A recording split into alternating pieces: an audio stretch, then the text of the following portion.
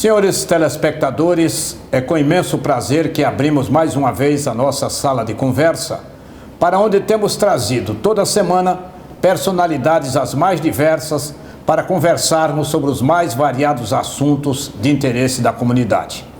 A nossa convidada de hoje é a professora Fildani Souto Gouveia, mas eu conheci Fildani Gouveia como radialista na época em que nós fazíamos Rádio Pioneiro em Patos.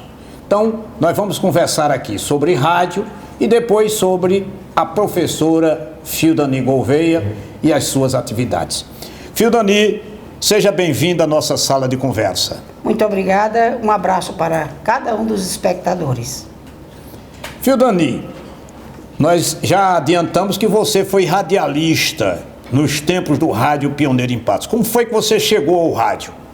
Bom, eu cheguei através de Padre Milton Arruda de Alencar. Na época ele era o diretor da rádio e havia, não sei se ainda até hoje, o programa que cada paróquia era responsável por um dia. E quando chegou na paróquia de Nossa Senhora da Guia, então havia duas pessoas que faziam o programa junto com o Padre Milton, que era Zélia Pimentel e Idalina Remídia, que nós conhecíamos como Boneca. Então eles chamaram, nós éramos amigas, vamos também. Eu cheguei lá, ele me disse, você veio para ler? Eu disse, não senhor, mas veja isso aqui, leia. Aí eu li. Ele gostou certamente da dicção e da leitura segura que eu estava fazendo. A partir daí, ele voltei à rádio 2 ou 3 vezes e ele foi falar com meu pai para eu ir trabalhar lá. Meu pai não aceitou. Mas como lá já trabalhava Zé Gouveia, Batista, Petrônio, eu entrei. Aliás, Petrônio foi depois de mim, foi eu que levei. Eu ia dizer isso aí. Foi eu que levei Petrônio. Então eu aceitei, ficava na portaria e fazia o programa Cartão Sonoro. Imagina, durante muitos anos. Me diga uma coisa, você falou agora nos irmãos Zé Gouveia, Batista Gouveia e posteriormente Petrônio. A Espinharas tinha um detalhe interessante, tinha algumas famílias, né? Era a família Gouveia, tinha a família Lima, né? E tinha a família Souza, né? Tinha a família Souza. Cada um deu um contributo aí de 3, 4 pessoas diferentes. Mas vamos aí, eu tenho um registro, inclusive, para fazer, que eu devo, talvez, a minha entrada à Rádio Espinharas a Zé Gouveia. Eu participei de um programa na época, de estudantes, não é? Na Rádio Espinharas, tinha um programa de estudante no domingo, não sei se você se lembra disso. E Zé Gouveia escutou depois desse Durval, que é um menino lá do colégio que talvez preste para ser um locutor aqui. Aí indicou meu nome a Durval. Durval me chamou e disse, você vai fazer um teste na Espinharas. Zé Gouveia disse, você tem jeito para a coisa, vai fazer um teste na Espinharas. Não é? Aí eu fiz o teste e fiquei na Espinharas. Bem, é um registro aí de 50 e tantos anos de rádio, né? É isso. Mas Zé Gouveia e Batista, quem entrou primeiro na Espinharas? Zé Gouveia. Zé Gouveia. Zé Gouveia. Batista entrou depois, mas meses depois, poucos meses. Eu sei. Entrou também, aí eu entrei. Eu sei. E por fim eu levava o Petrônio. O Petrônio tinha 6 anos de idade quando entrou na Rádio Espinharas. Servia para comprar cafezinho para Severino Quirino, Socorro Ferreira, Luiz Pereira. E naquele ali, eu sempre cuidava de Petrônio, e ele eu levava para ver se saía de casa, para levar para deixar a mãe mais à vontade. Eu sei. E levava Petrônio, e Petrônio foi entrando e dessa de cafezinho lá em Dona Nila, ali na esquina. Assim, me lembro então, mais. Então o Petrônio começou e faz mandado. Terminou o Padre Luciano, na época, era o diretor, botando Petrônio fazer cobrança nas empresas comerciais. E para fazer, o Petrônio era tão pequeno, ele arranjou uma gravata para Petrônio e arrumou o Petrônio todo dia e já saiu o Petrônio fazendo cobrança e a gente ficava com medo. E mãe ficava em casa com medo por conta do dinheiro que ele trazia. Ainda bem que naquele tempo era bem mais tranquilo. Era muito tranquilo, não existe a violência que não existia a violência que existe hoje. De maneira nenhuma. Então nós entramos, ficamos os 4. Entra você com Fátima Lima, que é a família Lima, e entra o Souza irmão, Souza filho, depois entrou Pepe e depois Neném. Pronto. E da família Lima, o saudoso Cabo Jabiraca. O saudoso Cabo Jabiraca, que faz parte da família, né? Eram essas famílias, agora cada um com atividades diversas, né? Zé Gouveia, Batista, você e Petrônio foi mais na parte de locução e produção de programas, né? Porque aqueles programas são novos. Eu trabalhei quando a Mauri Carvalho cismou de cantar em São Paulo, lá com aquele Alencar. Barros de Alencar. Então me chamaram e disseram, você vai ficar na discoteca. Eu digo, sim, porque a Mauri tinha todo um know-how tudinho e eu não. Mas também existia naquela época a adolescência da gente, a falta de experiência e tudo mais, mas eu entrei e dei conta do recado. Passei muitos anos também trabalhando na discoteca, preparando os programas, fazendo toda a pauta musical, fazendo tudo. E é um detalhe interessante, que hoje é até estranho, né? Existia uma questão de produção de programa, né? Você ia para o ar com um programa produzido. Inclusive, Gonzaga, havia um programa que... Aquela música de Roberto Carlos, o Mexerico da Candinha, estava no auge. E Fátima Lima, como é muito determinada, que você sabe disso, é sua irmã, então Fátima Lima disse, Nini, vamos fazer um programa de fofoca. Eu disse, como? Ela disse, vamos. Aí a gente começou. Escrevendo, eu e ela ia para a discoteca, se trancava e ia escrever esse programa. E colocava tudo o que acontecia. Vocês iam lá para o cabaré e quando voltavam trazia as novidades. E a gente pegava aquilo que eles estavam comentando e botava. Porque o soldado fulano bateu em fulano e que não sei o que lá. E nós fazíamos. E Fátima Lima é muito dramática, muito artista. Então, quando era a pisa que o soldado estava dando na mulher lá, ela batia na mesa, ela fazia toda a sonoplastia. E terminou nas mãos de Durval, a gente sendo chamada pela polícia. Mas todas as duas eram de menores. Aí lá vai a rádio com Luiz Pereira, que naquela época ele era o diretor comercial, juntamente com o Severino Quirino, e foram para então responder por nós. Para dizer que era coisa de adolescente, de criança. Naquele tempo dizia que era de criança. E tudo mais, e que a gente não estava fazendo aquilo por maldade, mas que a gente trabalhou mais de um ano com esse trabalho. Quando nós entrávamos no Cine Eldorado, aí dizia, lá vem as Candinhas. Todo mundo já se olhava para a gente, lá vem as Candinhas. E assim a gente fez esse programa, que saiu do ar por força das circunstâncias policiais. A gente se meteu, não devia, e não sabia a extensão do que a gente estava fazendo. Eu não me lembrava desse episódio, pois não. Foi. Mas a gente teve dois advogados bons. Luiz Pereira e Severino Quirino. Mas você falou em Severino Quirino. Severino Quirino foi uma das personalidades que veio de fora... Veio de Campina Grande. De Campina Grande, fazer rádio aqui. Foi um professor para a maioria de nós, não é? Foi isso mesmo, foi. E como foi o namoro de Severino com Socorro Ferreira? A gente descobriu. Severino Quirino já mais amadurecido e Socorro também. Mas muito pacata, muito na dela. E Severino que começou o namoro. Cafezinho, vai deixar um para Socorro? Vai deixar um para Socorro. E aí estava vendo muita coisa, ele mandando deixar para Socorro. O cafezinho, o chocolate, um bombom, uma coisa. Aí Fátima disse, isso, aí tem coisa. Bom, e a gente então foi observar e começou o namoro. Pegamos depois no cinema, eles dois no cinema.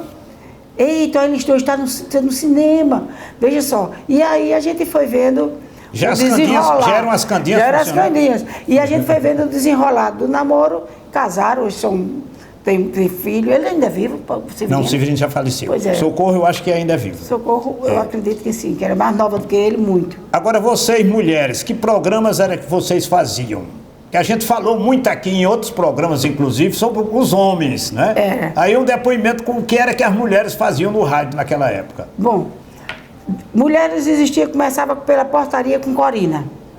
Corina Gomes. Corina Gomes, uma figura. Onde tu vai, Corina? Onde eu vou, Corina vai.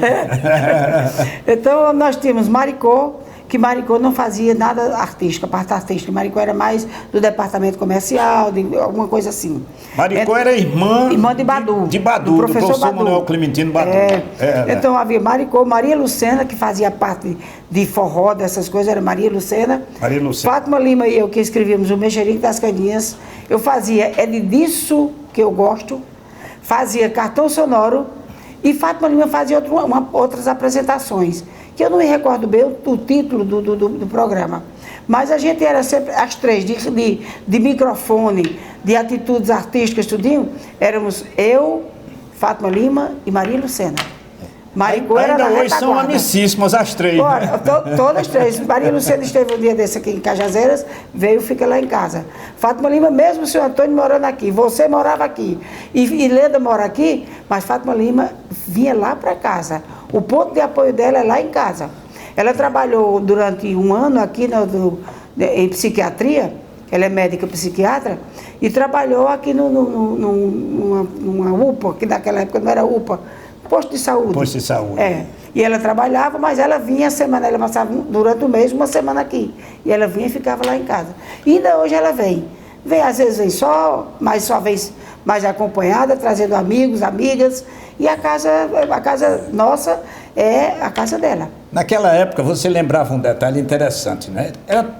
Nós éramos muito unidos, né? É isso, é o que eu lhe disse. A gente era uma família. Não existia maldade. Não existia esse negócio de assim, deixa eu ir lá com um abracinho com essa. Não, era muita seriedade. Então a gente fazia todo esse trabalho com amizade, sem também que um não queria derrubar o outro. Pelo contrário, a gente recebia ensinamentos dos mais antigos, dos mais velhos, dos mais experientes. Então passava a nos ensinar. Olha, faça assim, faça assim. Agora, há um fato que ontem eu estava me lembrando. No mês de agosto, dia 1º de agosto, é o mês de aniversário da Rádio Piaras.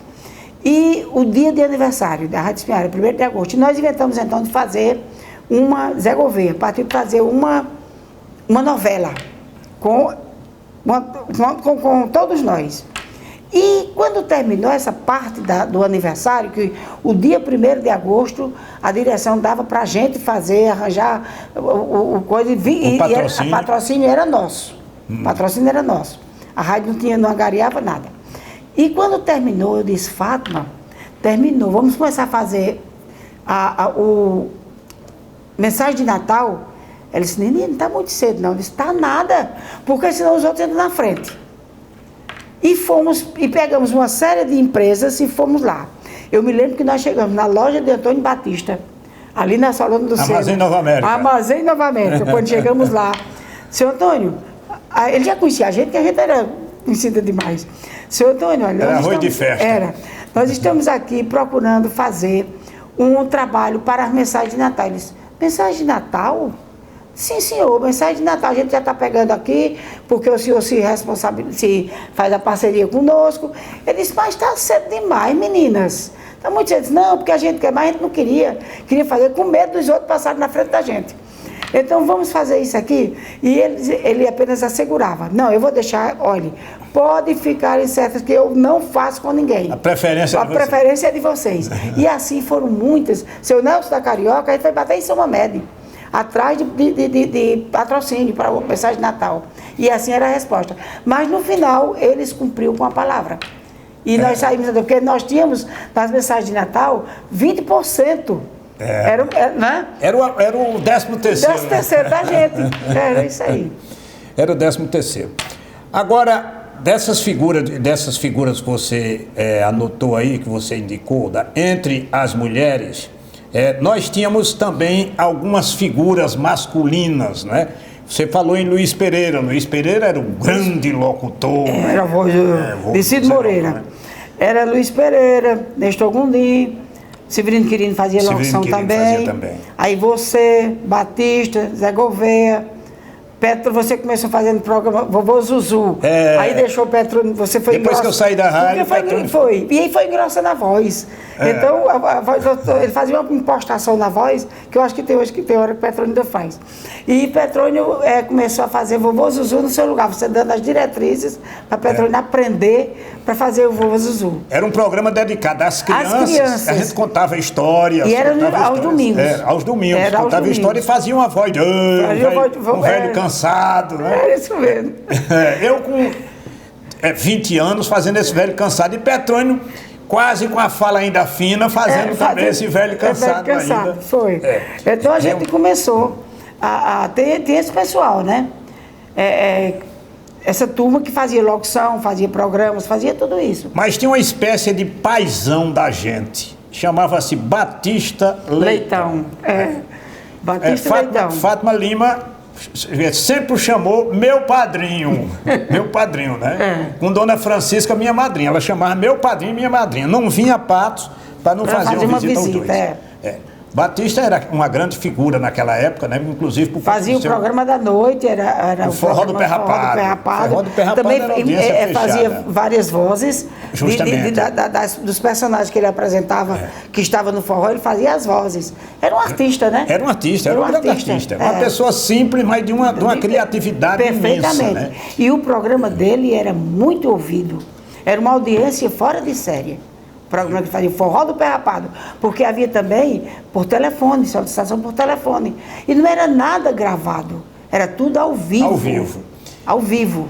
Outro dia alguém contou aqui uma história, Fidani, de um personagem que era citado, aliás, uma pessoa viva mesmo, que era citado por Batista no Forró do Pé Rapado.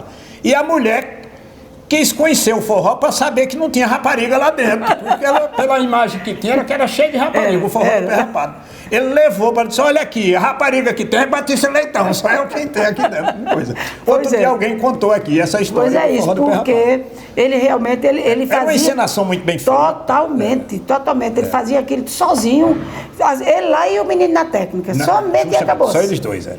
Aí levava um copo e uma garrafa cheia d'água para despejar, que era cachaça. Que era bebida. Era a bebida que estava sendo servida, pois é. Pois uma esposa exigiu do marido conhecer o forró do Pé Rapado. Porque ele usava nomes de pessoas conhecidas. Justamente. Chegou aqui fulano, tá aí agarrada com Zefa Potoca. Aí o cara queria saber quem é essa Zefa Potoca, que aparecia sempre lá no forró de Batista Leitão. Mas, Fidani, nós vamos fazer o intervalo, daqui a pouco a gente volta para essa questão de rádio e depois nós abordamos também o magistério.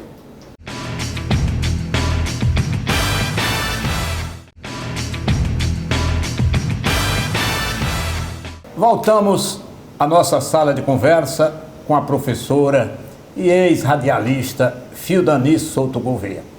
Nini, a gente falava ainda há pouco no programa de Batista Leitão, de enorme audiência, mas Valdemir depois lembrou um detalhe interessante do programa de Batista Leitão, que era o serviço de utilidade pública que ele fazia naquela época. Se lembra desse detalhe? Mesmo, Quem morava longe, como o Valdemir citou, morava em São Paulo, morava em outros cantos, mandava dinheiro, uma carta com dinheiro para Batista procurar a família, dizer que viesse na rádio buscar, que ele estava com essa encomenda. Naquela época, por exemplo, o correio, qualquer encomenda tinha que mandar para o correio e a pessoa adivinhar, correio, por exemplo, de passagem, o correio de Cacima de Areia, o correio de Salgadinho. E às vezes a pessoa morava na zona rural. Não, justamente. Morava na zona rural. Não tinha endereço nem para informar. Aí Batista Leitão recebia a carta e dizia, fulana de tal, tem aqui uma carta para você. E na segunda-feira ele ia buscar na barraca de Batista Leitão, lá no mercado, lá dentro do mercado. Era isso mesmo. Batista aproveitava disso também, porque o cara chegava, precisava de pilha para o rádio, comprava lá. Não é? Inclusive ele fez durante muito tempo, fez propaganda das pilhas Everett. Não é? Mas tinha outra figura lendária na Rádio Espinharas, não é? Pouco falada, mas uma figura que foi Francisco Tomás de Brito, Chico Tomás. Se lembra de Chico Tomás? Me lembro demais. Como dizia Valdemir, o programa Parabéns para você, né? Que ele apresentava. Tinha aquela fala mansa dele, veio de Caicó para cá. E por incrível que pareça, ele fez de um quarto que tinha lá na rádio, ele fez o quarto dele. Foi, me lembro. Ele pediu lá permissão ao diretor e ele ficava lá, hospedado lá. Era. Seguro que só. Demais para não gastar. Mas uma figura também memorável da Rádio Espinharas chamava-se Jurandir Marques da Nóbrega, no famoso As de Copa. Mas olha, falecido o ano passado. O ano passado, Fátima Lima me contou, quando esteve agora ultimamente, ela contou que foi ao enterro e foi lá e pessoal, familiares dele, filhos e a esposa e tudo. Será que Fátima disse que namorou com namorou? Será que disse... Aí disse que teve alguém que disse assim, olha mãe, essa aqui foi a namorada de pai.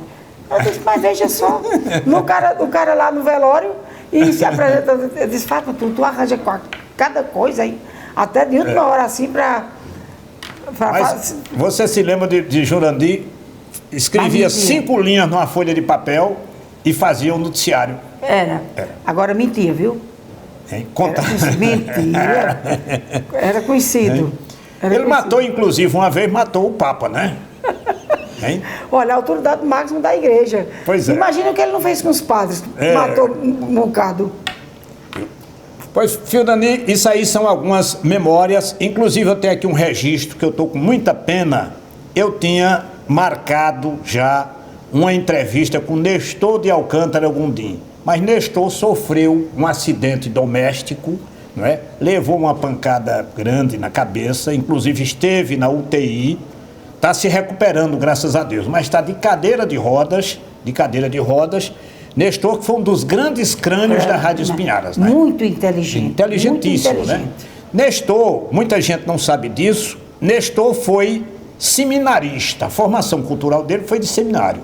Depois era funcionário do Banco do Nordeste. Naquela época, funcionário do Banco do Brasil, Banco do Nordeste, para pobre, era uma formatura. A vida estava feita. Mas se meteu em lutas sindicais, participando de sindicato, e no tempo da Revolução foi perseguido lá no Ceará. Nestor, eu vim saber há pouco tempo, chegou aqui corrido, debaixo da batina de Dom Expedito. Sei. Né, de maneira de dizer apenas, né? Dizer, protegido por Dom Expedito e veio para cá, né? E foi um dos grandes crânios da Rádio Espinhara, né? Era uma figura. Um microfone. É uma figura inteligentíssimo. E tem história demais para contar. Tem uma facilidade de improvisar. Demais. De falar de improviso, demais até. Se você entregasse um microfone, a coisa, para qualquer transmissão, para encher linguiça, não tinha melhor do que Nestor Gondim. Infelizmente, nós estamos torcendo pela plena recuperação dele, porque ele está me devendo um bocado de história da Rádio Espinharas aqui na nossa sala de conversa. Tem demais. Inclusive de namoro, né? Era namorador todo. Mas dava que se cuidasse. Dava que se cuidasse, pois é. E é uma figura fabulosa. Nós tivemos uma segunda entrevista nossa aqui, foi com outro dos grandes nomes do rádio patuense, Zé Augusto. Zé Augusto foi a segunda, inclusive faleceu na data em que estava sendo levada ao ar a entrevista que eu fiz com ele. Foi uma coincidência, uma ironia do destino, pois é. Mas era outra grande figura e uma pessoa de um humor fabuloso. E muito bem-humorado. Demais. E agora faz como dizia a mãe, um espirituoso. A gente dizia uma coisa, ele soltava outra em cima, sabe? Era. Inteligentíssimo e de um humor surpreendente, né? Não perdia a oportunidade. Não. Mas vamos agora para outro aspecto da sua atividade. Em que época você entrou para o magistério? Depois que saiu do rádio ou foi concomitante rádio e magistério? Como é que foi essa história? Foi concomitante. Eu trabalhava no rádio, na época do Val era o diretor financeiro, o Padre Luciano era o diretor geral. Né? E eu estava... Alguém em São Mamed foi... O padre viajou, o padre da paróquia, que era o professor de inglês de lá. E eu sempre fui uma pessoa gostava muito de inglês. Zé Gouveia, o professor também, e incentivava a gente e tudo mais. Então, quando Dalva Araújo, que era a nossa vizinha, disse, olha, o padre vai embora, Fildani, você quer ir para São Mamed para ficar? Eu disse, quero. Olha, a gente quando é jovem, a gente topa tudo, sem saber nem se vai dar conta. E eu fui para lá. Para São Mamed. Cheguei em São Mamed para dar a primeira aula no dia 6 de agosto de 1966. 50 anos 50 anos completou este ano, que eu estou lá. Então, nós começamos a trabalhar e eu fui substituir o padre. Que escola era naquela época? Escola Cenecista Marcos Barbosa, pertencente à Campanha Nacional de Escolas da Comunidade, que tinha escolas do Iapoque ao Chuí. Eram várias escolas do Brasil inteiro e na Paraíba eram 38. Mas a gente vai falar sobre essa SENEC daqui a pouco. Conclua aí como foi que você entrou no Aí fui dar aula de inglês. Pegar de quinta, naquele tempo era primeira série ginasial ao 4º ano ginasial, que corresponde hoje ao 9º. E a gente foi trabalhar e eu morria de fazer, porque eu não tinha experiência nenhuma. Eu estava saindo do ginásio para fazer o ensino médio, que na época era o 2º grau. Então, quando eu comecei a trabalhar, a fazer. Eu estudava muito para poder dar conta do recado. Eu pegava o livro, que era um livro técnico que o padre usava. O padre, a língua dele, pátria, era inglês. A minha era patuense.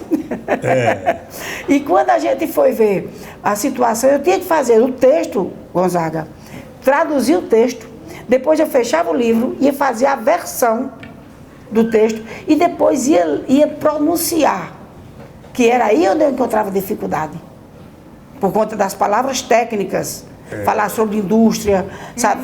Era tudo, agricultura, era muita coisa difícil. Mas eu fui entrando e fui ganhando experiência. O inglês técnico é muito fácil de você aprender. Agora, para pronunciar... Para pronunciar é difícil. É difícil, Então, aí eu fui ganhando experiência e fui trabalhando. Passei 37 anos nas salas de aula, depois deixei e fiquei só na administração. E são 50 anos que, pela primeira vez na vida dos 50 anos, eu tirei férias. Tirei férias um mês. Fiz o ofício à secretária, comunicando, dizendo que tiraria 15 dias, porque eu queria voltar, para poder votar, que eu voto em São Mamede. Então eu voltei, e não voltei mais para as férias. Desde o dia 4 que eu trabalho. Mas ainda tem 15 dias de férias. Fidani, agora me diga uma coisa, você entrou nessa escola cenecista. Vamos agora, o que era essa escola cenecista, que era uma instituição naquela época, que possibilitou o ensino a muita gente que não tinha condições de estudar naquela época, né? Já oferecendo ensino médio em cidades que não existia ensino público para isso. Olha, professor Afonso Pereira da Silva, um grande baluarte da educação, ele era o presidente da Campanha Nacional de Escolas da Comunidade na Paraíba. Em São Mamede só tinha até o 4º ano primário. Eu vou usar esses termos que a gente coloca para o dia de hoje, então só tinha o 4º ano primário. Ele chegou para colocar o 5º, o primeiro ano ginasial, que correspondia hoje ao quinta série. E ele procurou o prefeito, procurou o padre, que são as primeiras autoridades que procurou o seu Nelson da Carioca, que era uma figura ímpar lá em São Mamede, e vamos criar para fazer o ginásio. Então a SENEC, ela procurava a Campanha Nacional de Escolas da Comunidade, as comunidades onde não havia condições do alunos, só chegava a terminar o primário e acabou-se, porque não tinha mais. Então ele veio e instalou, em 1960, a escola cenecista Marcos Barbosa. E me perguntam ainda hoje, quem foi Marcos Barbosa? Eu não sei dizer. O que eu vi foi, certo tempo, li o nome de um bispo no estado do Rio de Janeiro. Eu acho que era esse bispo mesmo, pois então, era Dom Marcos Barbosa. Dom Marcos Barbosa, pronto. Então eu vi isso aí e eu perguntava, professor Afonso, quem era Marcos Barbosa? Ele dizia, Fidani, uma grande figura. Mas também ele não detalhava, não. Geralmente a gente se encontrava em reuniões com diretores e eu fazia essa pergunta curiosa e para também transmitir para quem me perguntava. E assim a gente instalaram essa escola. Você já entrou com essa escola funcionando? Foi, já entrei com a escola. Quando você chegou, a escola já funcionava? Foi em 1960. A escola, eu cheguei em 66. Então a escola funcionava no prédio onde funcionava o Grupo Escolar Seráfico Nóbrega. Depois o grupo escolar cresceu em números de alunos e precisaram das salas de aula. Aí nós fomos para o primeiro andar da Prefeitura Municipal, onde hoje são autarquias, tudo funciona lá. Então eram 2 salas grandes, mas quando eu estava dando aula aqui, só tinha um tapume aqui, como está aqui. Quando eu estava dando aula, quem estava do outro lado estava ouvindo o que eu estava dizendo e vice-versa. E a gente continuou. Em 1972, funcionava a sede do DENOX, hoje onde funciona a escola cenecista, a escola Fidani Gouveia, funcionava a sede do DENOX e terminou a construção do açude e eles foram embora. Aí eu fui para a Tenente Agenor, que era o nosso prefeito. Tenente, vamos falar com o doutor Napoleão, Agenor Rico Ferreira. Vamos falar com o doutor Napoleão para ele ceder aquele prédio para a gente. Aí, porque a gente não tem condições. Ficava um professor lá em cima, o outro lá embaixo esperando. O aluno era como se fosse escola integral. O aluno era de manhã e de tarde, e não tinha merenda. Aí eu sei que o professor, doutor, tenente agendou, vamos, Fildani. E nós fomos, chegamos lá no escritório, que frente à prefeitura, que ainda hoje funciona o escritório do doutor Napoleão, da família, né? Aí eu falei, aí contei a história todinha nossa. Aí o doutor Napoleão ficou assim, disse, eu vou dar o prédio, mas aí tenente agendou sem pagar. Nós não vamos, a prefeitura não vai pagar nada. É a sua contribuição, doutor, para a sua cidade. Aí ele disse, bom, vou receber as chaves, vou mandar entregar a vocês, pode entregar, você está aqui, eu digo, eu estou aqui todos os dias. Então manda entregar a vocês e vocês tomem conta da escola. É a minha contribuição para a educação do município de São Mamede. E assim nós entramos lá em 72 e estamos até os dias de hoje. O prédio realmente era feito para uma usina de algodão. Mas nós fomos fazendo rifa, fazendo trabalho, pedindo ajuda para aquelas famílias mais abastadas. Me deu 1 milhão de tijolo, me deu um saco de cimento. E a gente foi refazendo o prédio da escola. E hoje faz gosto o prédio da escola, você entrar lá. Não mudou a sua estrutura física, nada. Mas mudou que a gente dividiu salas de aula, a gente fechou portas que tinha que... Você estava numa sala e o menino estava beliscando o outro na outra sala. A gente saiu fechando. Tudo isso a gente fez com a ajuda da comunidade. Com rifas, com bingos, com festas. E ainda era assim, da Senec. E era Senec. Senec. Então nós entramos para isso. Eu entrei como professora. Até quando? Até 73 eu era professora. Era professora. 72, 73, o prefeito eleito foi Nilson Oliveira de Araújo, e Nilson, juntamente com seu Nelson era diretor, mas só para assinar o papel, não ia nem lá. Seu Nelson foi a primeira vez à escola para me dar posse, que era um grande amigo que eu tinha. E me ajudava muito. Pelo menos no dinheiro da passagem para eu ir e voltar, que eu tinha experiência na Rádio Espinharas, ele me dava. Então, vamos juntar Fildani, vi o interesse, o trabalho que a gente desenvolvia, não só eu, mas uma equipe de trabalho na época, que a gente só, aquela história, uma andorinha só não faz verão, até os dias de hoje eu tenho meus professores que são meu suporte, entendeu? Professores e funcionários. Então a gente começou, veio para lá, 1972 até os dias de hoje. Doutor Napoleão faleceu, o doutor Romero continuou, depois a doutora Carmelida sempre esteve do nosso lado, hoje é a doutora Yara, que está hoje... O prédio ainda é da família? É da família, porque pertencia ao espólio do doutor Napoleão, e hoje é da família pertencente à doutora Yara. Ela ficou com ele. Mas ela chega lá, fica aqui, porque de qualquer forma é uma casa de educação. Não pode se haver despejo, porque está em pleno funcionamento. Não é? Então foi assim. E eu comecei na Rádio Espinharas. Só que eu ficava 3 dias em São Mamede e o resto na Rádio... 3 dias assim, eu ia de manhã, voltava à tarde, porque eu tinha meu expediente. À tarde era na Rádio Espinharas. E fiquei poucos, 69, 70, a Dalmira Cajuais e o doutor Maurício me convidaram para ir para Malta. Daqui a pouco a gente vai terminar essa história lá em Malta, que é um período interessante que você trabalhava em Malta e São Mamede ao mesmo tempo. No próximo intervalo, a gente volta.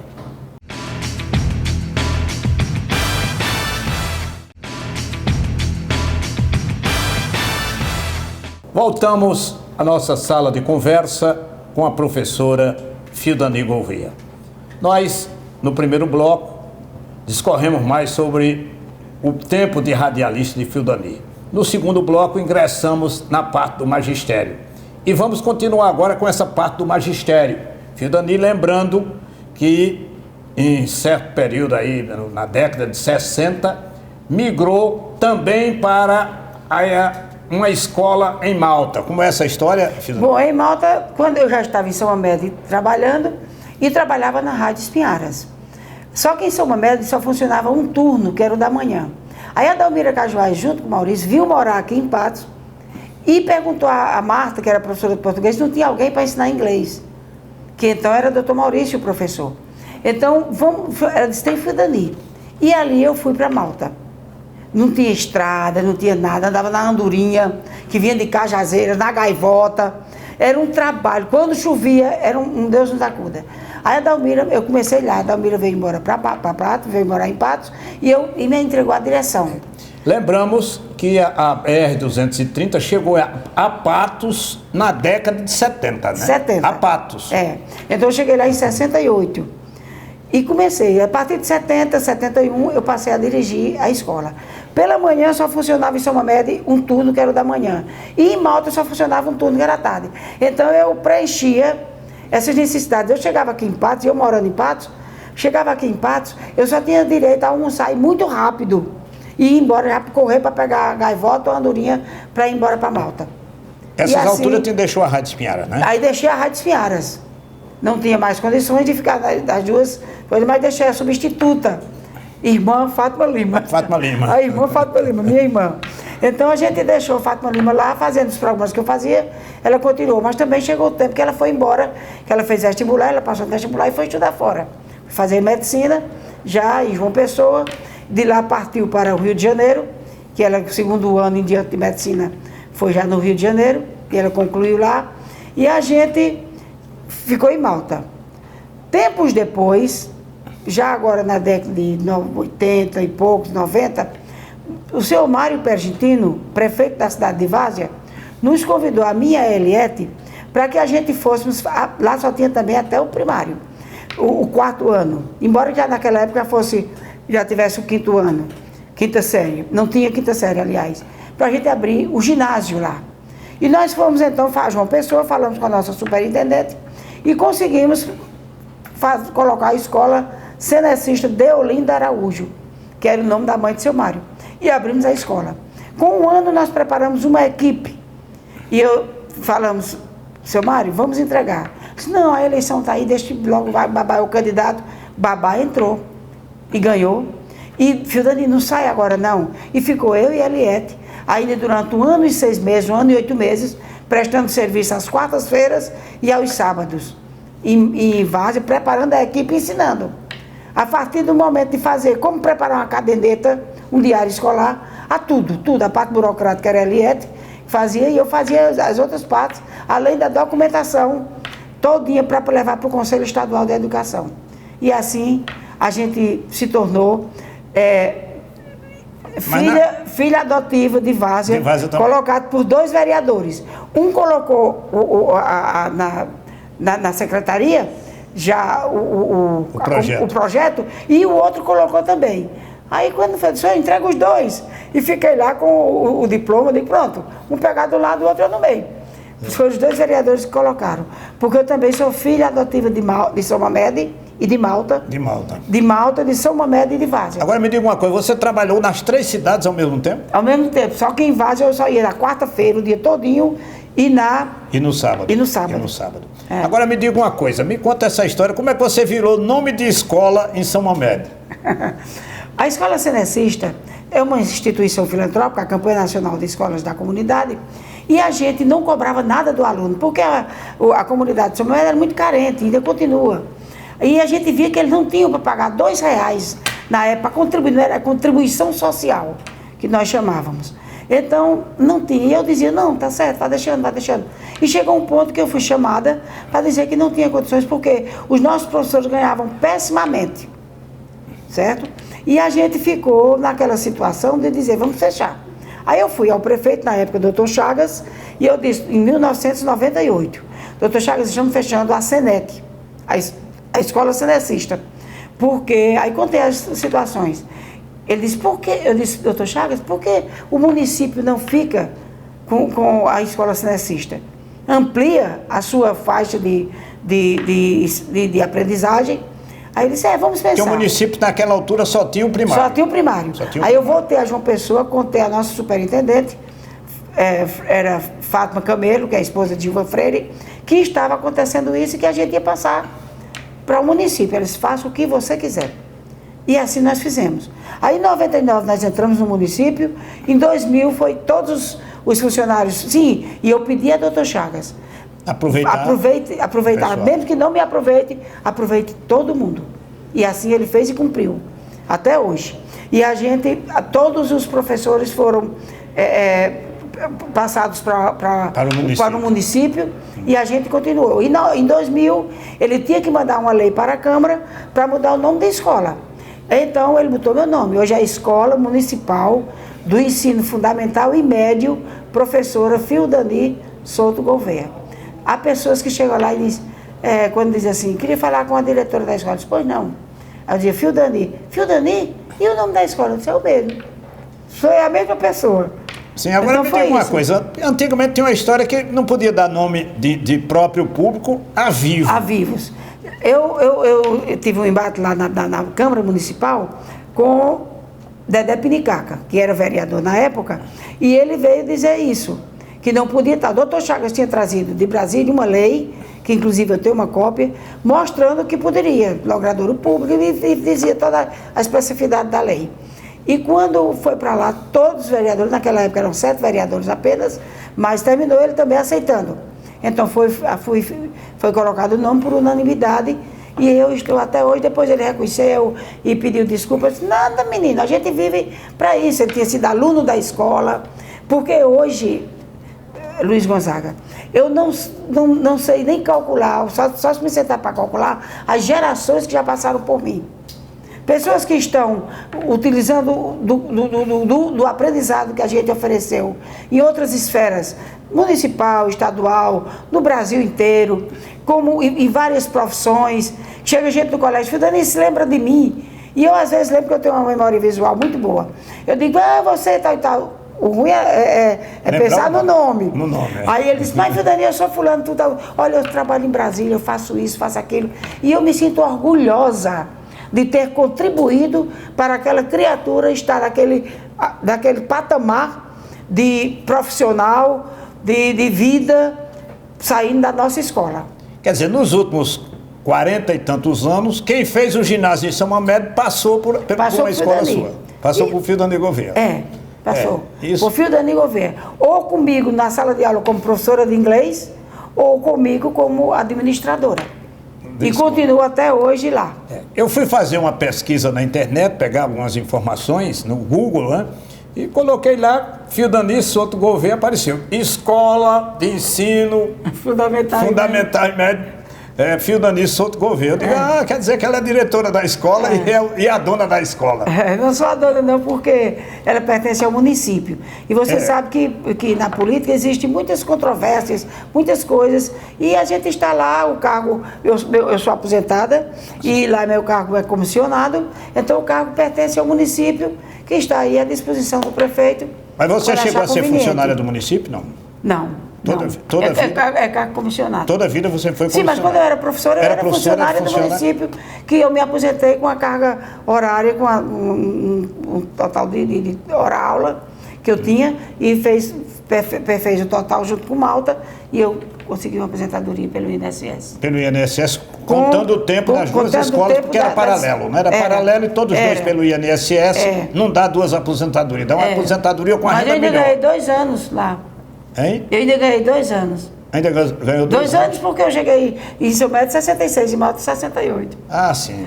Agora, fui também, trabalhei como assessora de comunicação do prefeito Dr. Joácio. Quando ele assumiu, me convidou e eu fui ser assessora de comunicação. Fazíamos o programa São Mamed em Ação na Rádio Espiara de Patos, e 2 ou 3 anos depois foi inaugurada a Rádio de Santa Luzia, não é? Aí nós passamos a gravar lá o programa São Mamed em Ação. Então, durante todo o percurso que a gente esteve, todo o trabalho, o mandato de Dr. Joácio esteve. Quando o Dr. Chagas entrou, aí Dr. Humberto disse, Chagas, você vai deixar Fildani. Fildani dá conta do trabalho, Fildani tem uma experiência fora de série, e Fildani conversa muito.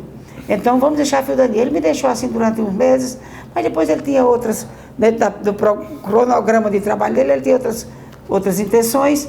Aí eu saí. Também a escola estava me absorvendo muito. E eu saí. Quer dizer que você participou de comunicação já depois, com a experiência antiga de rádio. Que a rádio me deu. Certo? Eu ia para lá, doutor Joácio, às vezes eu fazia pergunta, mas eu sempre passa pelo crivo antes né? Mas às vezes ele se embaraçava, de improviso eu entrava, ele pegava, ele era bom para isso, pegava o fio da meada e levava em frente a resposta. A Rádio Espinharas foi sempre uma escola. Lição, né? Foi uma escola. Para todos nós. Uma grande lição para todos nós. Todos nós. E hoje eu pego o microfone, em qualquer evento que há, Zaga, eu pego o microfone e eu tenho facilidade, tudo da Rádio Espinharas, até a minha timidez, que eu era tão tímida que eu não falava. Se você dissesse muito prazer, eu ficava calada, estirava só a mão. Tímida. E a Rádio Espinharas foi quem desenvolveu essa potencialidade que eu hoje me encontro com ela, de ser capaz de dizer as coisas, de falar em público, de conversar, devo à Rádio Espinharas de Patos. Comigo aconteceu um pouco o inverso, né? Eu comecei como professor, depois foi que virei radialista, né? Aí mais uma coisa levou a outra, a escola, a Espinharas. Hoje eu tenho a facilidade de coisa por conta do tempo de rádio, né? Primeira transmissão que me jogaram, eu entrei na rádio em outubro, quando foi em novembro, tinha uma formatura de tiro de guerra. Aí me jogaram para fazer a transmissão da formatura de tiro de guerra, né? Porque naquele tempo era assim, a gente aprendia na tora. Ô, Fildani, o programa tá bem próximo do final. Eu queria só fazer uma pergunta aqui a você, com relação a essa reforma do ensino que está sendo propagada aí. O governo quer fazer uma modificação no ensino, não é? Porque o nosso ensino tá com problema com relação a outros países mais evoluídos. A nossa educação está de qualidade inferior. Muito inferior. Você acredita que alguma coisa se modificará com essa reforma? Não, eu não sei, porque a reforma está vindo de cima para baixo. É como a gente pega os livros didáticos e diz, ora, eu pego o livro que é adotado no Rio de Janeiro e São Paulo e joga aqui para o Nordeste, joga dentro de uma escola do interior da Paraíba. Quer dizer, e mesmo assim está essa reforma. Essa reforma está sendo preparada de cima para baixo, sem ter as condições necessárias para desenvolver uma educação com potencialidade, com participação efetiva e com responsabilidade. Pelo que nós estamos vendo e ouvindo e lendo e participando de comentários através da televisão, de jornais e tudo mais, eu acho que foi muito apressada, dado a divulgação do resultado do Enem, do IDEB, foi muito apressada, e eles não chamaram nenhuma autoridade, pessoas que vivem na base, diretores, professores. Vamos ver como é que pode fazer. São os técnicos lá em Brasília comandando uma situação para que a gente venha vivenciar. Agora se pergunta, querem colocar o ensino integral, é meta prioritária da reforma, mas tem condições, tem prédios, tem dinheiro, tem como botar esses alunos em 2 tempos, 2 turnos, de manhã e de tarde. Como é que vai fazer? É bom, muito bom fazer um trabalho em que a parte técnica entre, que nós precisamos de profissionais técnicos. É muito bom, mas dê condições. Inclusive porque falharam várias tentativas nesse sentido. Nós tivemos a escola profissionalizante aqui em Patos, perfeitamente, fechou. E tivemos lá em São Mamed. A escola estadual, quando foi colocada, dizia que ia ser aberta. Inclusive, quando o nosso ensino médio migrou para o Estado, e nós ficamos só com o fundamental, foi porque ia ter ensino técnico. Mas nem de técnico não houve nada, até hoje. 5, 6 anos depois. Porque ensino técnico, de 2012 para cá, exige equipamento, não é só um professor e um giz e um apagador. Começa pela merenda, que o aluno tem que permanecer na escola. Os 2 expedientes. O aluno que vem da zona rural. O aluno vem da zona rural, onde é que ele vai ficar? Onde é que ele vai almoçar? Então não se pensa nesse aspecto, que existe essa necessidade de se pensar, de se trabalhar. Eu não sei. Isso deveria ser estudado em 2016, terminando, entrava em 2017 e 2018 ia ver a situação. Mas a gente está vendo os critérios da educação e saúde, então estão tirando recursos. Como é que se faz a educação, especialmente, que é onde está a mola mestra de tudo do ser humano, da consciência, da formação da consciência do ser humano? Como é que se faz a educação sem dinheiro, sem recurso, sem condições, sem prédios, sem nada? Não se faz. Não tem estrutura. E principalmente porque eles querem adotar o professores. E professores. Porque nós temos professor, Gonzaga, que vamos dizer assim, hoje na nossa escola não existe, mas você é formado em letras, mas faltou o professor de matemática. Entre você, eu dava o teu jeitinho. Mas química não tem, então entre você. Improvisação ainda. Totalmente na improvisação. Da mesma forma que estou improvisando em Brasília. Fildani, o papo está muito bom, mas infelizmente a gente tem a limitação do tempo. Muito obrigado pela sua participação na nossa sala de conversa e fique aí à vontade para alguma coisa que queira acrescentar. Nós agradecemos a você pelo convite que nos foi feito, pela oportunidade que nos deu para a gente falar de 2 aspectos da minha vida que eu adoro, entendeu? Que é rádio e educação. Agradeço a equipe técnica que aqui está de frente, inclusive amigos de muitos anos, o caso de Valdemir. Então a gente tem o maior prazer de estar sempre aqui em contato com a comunidade, com a população, para oferecer conhecimentos que a gente possa dar para engrandecer também o conhecimento de quem está nos ouvindo como telespectador. Muito obrigado aos nossos telespectadores e até a nossa próxima sala de conversa.